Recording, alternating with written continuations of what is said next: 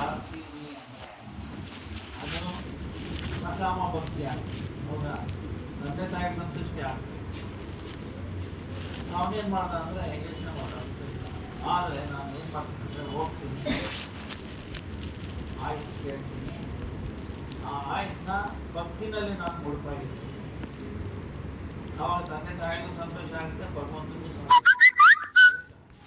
Win win situation. ನಾವು ಏನೇ ಮಾಡಲಿ ನಾವು ಗೆಲ್ಲಬೇಕು, ಬೇರೆಯವರು ಗೆಲ್ಲಬೇಕು.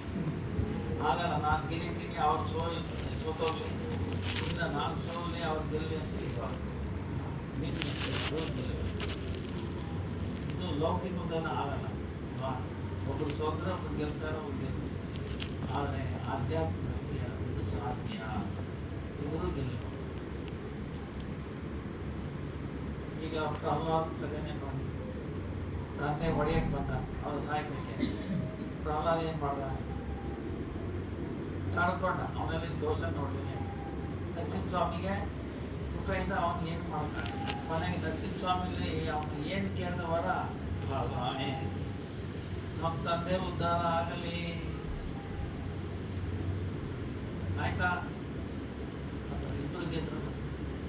ಸೊ ಹಾಗೆ ಇನ್ನೇನು ಮಾಡ್ದ? ಹೋಗಿ ತಪಸ್ಸೆ ಮಾಡ. ಆಮೇಲೆ ಏನು? ಹರೇ ಕೃಷ್ಣ ಕೃಷ್ಣ ಕೃಷ್ಣ ಹರೇ ಹರೇ ಹರೇ ರಾಮ್ ರಾಮ್ ರಾಮ್ ಹರೇ ಹರೇ. ಅವನಿಗೆ 14 ವರ್ಷ ಆಯಿತು. ಯಮರಾಜ ಬಂದಿದ್ದ. ನಾನು ಹೇಳ್ಕೊಂಡು ಯಾಕೆ ವಯಸ್ಸಾಗಿದೆಯಲ್ಲ. ಬಟ್ ಆದರೆ ಇನ್ನೇನು ನೋಡ್ದ?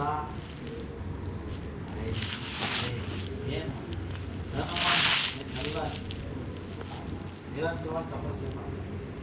ನಿರಂತರವಾಗಿ ಭಗವಂತ ನಾಮಸ್ಮರಣೆ ಮಾಡ್ತಾ ಇದ್ದಾನೆ. ಎಲ್ಲಿ ನಾಮಸ್ಮರಣೆ ಮಾಡ್ತಾ ಇದ್ದಾರೋ ಅಲ್ಲಿ ಕಲಿ ಬರೋ ಸಾಧ್ಯತೆ ಇಲ್ಲ. ಆಯ್ತಾ?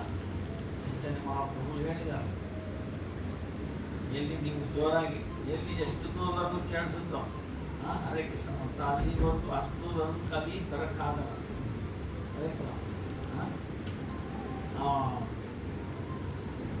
ಅವನೇನಾದ್ರು ಬಂದರೆ ಅವನ್ನ ಅದನ್ನು ಮುರಿದಾಕ್ತೀನಿ ಅಂತ ವಿಷಯದಲ್ಲೂ ಸೊ ಕೊನೆಗೆ ಏನಾಯಿತು? ಅದು ಬಂದ, ಕೇಳ್ತಾ ಇದ್ದ ಹರೇ ಕೃಷ್ಣ ಹರೇ ಕೃಷ್ಣ. ಅವ್ನಿಗೇನಾಯ್ತು ಅಂದ್ರೆ ನಾನು ಯಾತಿಗೆ ಬಂದೆ ಅನ್ನೋದು ಕೂಡ ಬರ್ಬೇಕು. ಆಮೇಲೆ ವರ ಬಂತು. 7 ಕಲ್ಪ ಆಯುಸ್ಸು.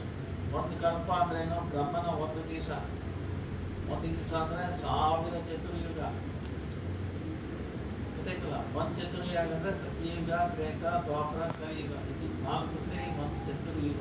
ಅಂಥದ್ದು 1000 ಚತುರ್ಯುಗ, 1000 ರಾತ್ರಿ, ಒಂದು ದಿವಸ. अच्छा, वो जो किताब है वो उड़ीसा का भी स्टॉल है।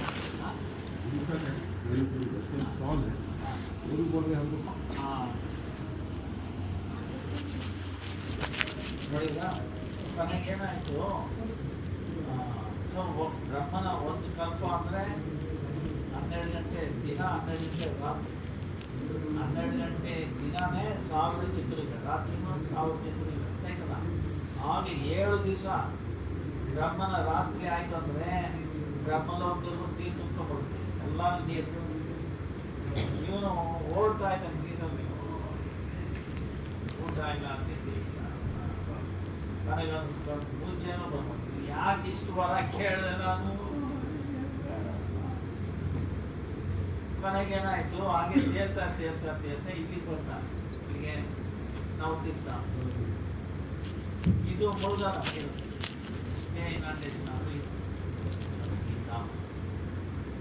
ಇಲ್ಲಿ ಸುರಗಿ ಬರ್ತದೆ. ನೀವು ರೋಡ್ ಮದೀಪ ಹೋಗ್ತೀರಿ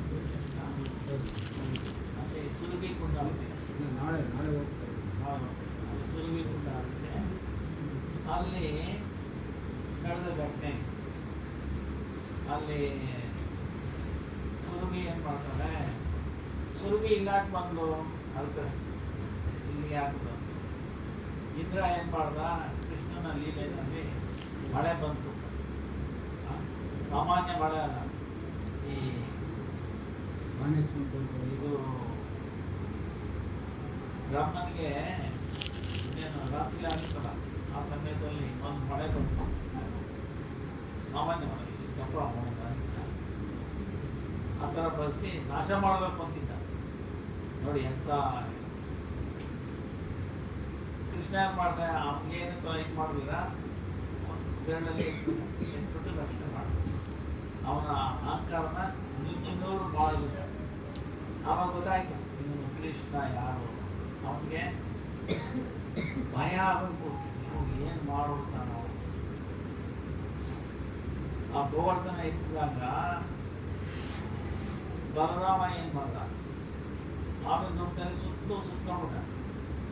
ಆ ನೀರು ಈಗ ಹರಿದು ಒಳಗಡೆ ಬರ್ತೀವಿ, ಯಾಕೆ ಒಂಥರ ಕಟ್ಟೆ ಗೊತ್ತಾಯ್ತಲ್ಲ. ಆಮೇಲೆ ಶಿವ ಏನು ಮಾಡಿದ, ಚಕ್ರೇಶ್ವರ ಅಂತ ಹೇಳಿದ, ಅವ್ನು ತ್ರಿಶೂಲ ತಗೊಂಡು ಚಕ್ರ ಥರ ಮೇಲೆ ಔಟಿ ಇಟ್ಟಿರ್ತಾರೆ, ಚಕ್ರೇಶ್ವರ ನೀರೇನು ಬೀಳಿದ. ಆಮೇಲೆ ಇಂದ್ರ ನೋಡ್ದ, ಕಳಿಸ್ದ, ಏನಾಗಿದೆ, ಎಲ್ಲ ನಾಶ ಆಯ್ತಾ. ಅಯ್ಯ ಎಂತ ನಾಶ, ಒಂದು ಹನಿನೂ ಬಿದ್ದಿಲ್ಲ, ನಾಶ ಆಗಿದೆ ನಿನ್ನ ಅಹಂಕಾರ ಅಂತ. ಈ ಭಯ ಆಗೈತೆ. ಸೊ ಆವಾಗ ಅಂತೂ ಕೃಷ್ಣನಿಗೆ ತಿರುಗಿ ಪ್ರಾರ್ಥನೆ ಮಾಡೋದು, ಕ್ಷಮೆ ಮಾಡೋದು, ಅಂದರೆ ದಯಾರಸ ಆದ ಕೃಷ್ಣ. ಬಟ್ ಆದ್ರೆ ಒಂದು ಭಯ ಬಂತು ಅವನಿಗೆ, ಏನಾಗಪ್ಪ ಕೃಷ್ಣ ಬಂದ, ಅಪರಾಧ ಮಾಡಿದೆ, ತಿರುಗಿ ಕೇಳ್ಪಟ್ಟಿದ್ದೀನಿ ಅದೇ ಕೃಷ್ಣ ಗೌರಂಗ ರೂಪದಲ್ಲಿ ತಿರುಗಿ ಬರ್ತಾನೆ. ಬಂದಾಗ ತಿರ್ಗಾ ನಾನು ಅದು ಅಪರಾಧ ಮಾಡಿದ್ರೆ ನನ್ನ ಗತಿ ಏನು, ಅದರಿಂದ ಬಚಾವಾಗೋದು ಹೇಗೆ. ಅದಕ್ಕೆ ಸುರಭಿನ ಕೇಳ್ತಾನೆ. ಈಗ ಸುರಭಿ ಯಾಕೆ ಕೇಳ್ತಾನಂದ್ರೆ, ಸುರಭಿ ಬ್ರಹ್ಮ ಹೋಗಿ ಹೇಳ್ತಾನೆ ಬ್ರಹ್ಮನ ಹತ್ರ, ಕೃಷ್ಣನ ಕ್ಷಮೆ ಕೇಳ್ಕೊಳ್ಳೋದು ಹೇಗೆ, ಗೋವುಗಳೆಲ್ಲ ನಾಶ ಮಾಡೋದು. ನಮ್ಮ ಆರಾಧ್ಯ ದೇವ ಯಾರು, ಕೃಷ್ಣ. ಯಾವ ಕೃಷ್ಣ? ನಂದನಂದ ಕೃಷ್ಣ, ಯಶೋಧ ಕೃಷ್ಣ, ಮಥುರಾ ಕೃಷ್ಣ ಅಲ್ಲ, ದ್ವಾರಕ ಕೃಷ್ಣ ಅಲ್ಲ. ಆರಾಧ್ಯ ಭಗವಾನ್ ವೈದೇಶ ತನೆಯ ಶ್ರದ್ಧಾಮ ಬೃಂದಾವನ. ರಜೆ ಓದು ನಮ್ಮ ಆರಾಧನೆಯಾಗೆ ಯಾರಿಗೆ ಗೋಪಿಗಳು ಅವನ್ನ ಆರಾಧನೆ ಮಾಡ್ತಾರೆ,